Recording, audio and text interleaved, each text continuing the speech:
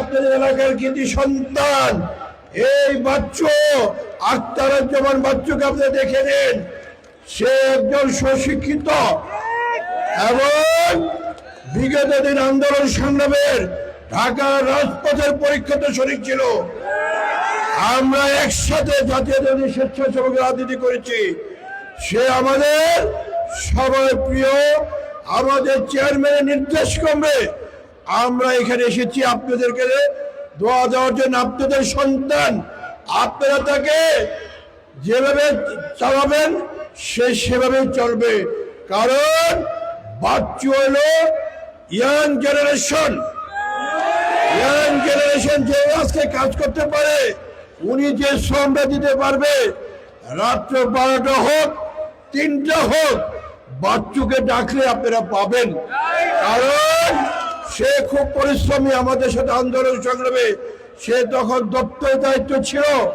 আন্দোলন সংগ্রামে প্রতিটি জায়গায় এই আখতারুজ্জামান বাচ্চুর ভূমিকা অতুলনীয় ছিল ঢাকার রাজপথে। আপনাদের সন্তান এবং সে সুশিক্ষিত এবং সে মাস্টার ডিগ্রি ছেলে, এই এলাকায় এরকম মনে হয় কমই আছে সত্যিকার অর্থে। সেই জন্য আপনারা তাকে দেখে নিন। তাকে আপনারা আগামী 12 তারিখ বেগম খালেদা জিয়া অন্যায়ের কাছে কখনো আপোষ করেনি, এবং আমাদের নেতা তারেক রহমান তার দিকে তাকিয়ে আপনারা বাচ্চুকে ধানের শীষে ভোট দিবেন। আমরা কিন্তু জানি এই এলাকার বহু লোক ছিল, কিন্তু গফরগাঁও পাগলার যে উন্নতি হওয়ার সেটা কোনো হয়নি। আমরা এখানে আসলাম, এখানে অনেকেই ছিল, ফেসিবাদের সময় একজন ছিল, সেই সময় কিছু উন্নয়ন করেনি। এবং আমাদেরই দলের থেকে যে ব্যক্তি দাঁড়িয়েছে তার কোনো একটু দুর্নামবদল রয়েছে ভাই, আপনারা সেটা জানেন। দরবেশ আছেন একজন, ছিলেন তো দরবেশ বেক্সিমপুর, এবং সেই বেক্সিমপুর বলে একজন কর্ণধার ছিলেন। তো সেই জন্য বললাম, আপনারা এরকম বাচ্চুর মতন কিলিনি বেঁধে লোক কোনো জায়গায় পাবেন না।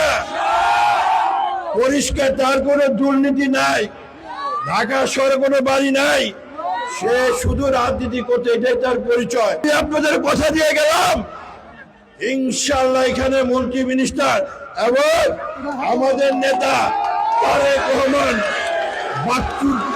বাচ্চুর জন্য আমি এখানে নিয়ে আসবো, আমি কথা দিয়ে গেলাম। আমাদের নেতা তারেক রহমান এই পাগলা গফরগাঁওতে আসবে। আবারও বাচ্চুকে আপনাদের কাছে পৌঁছে দিয়ে দিচ্ছি, বাচ্চুরে আপনারা ভোট দিবেন ইনশাআল্লাহ। আপনাদের কথা দিয়ে গেলাম, ইনশাআল্লাহ এলাকায় আবারও আসবো। আমরা আপনাদের ধানের শীষ খালেদা জিয়ার দল, তারেক রহমান, জিয়া রহমানের দল আবারও রাষ্ট্রীয় ক্ষমতায় আসবে।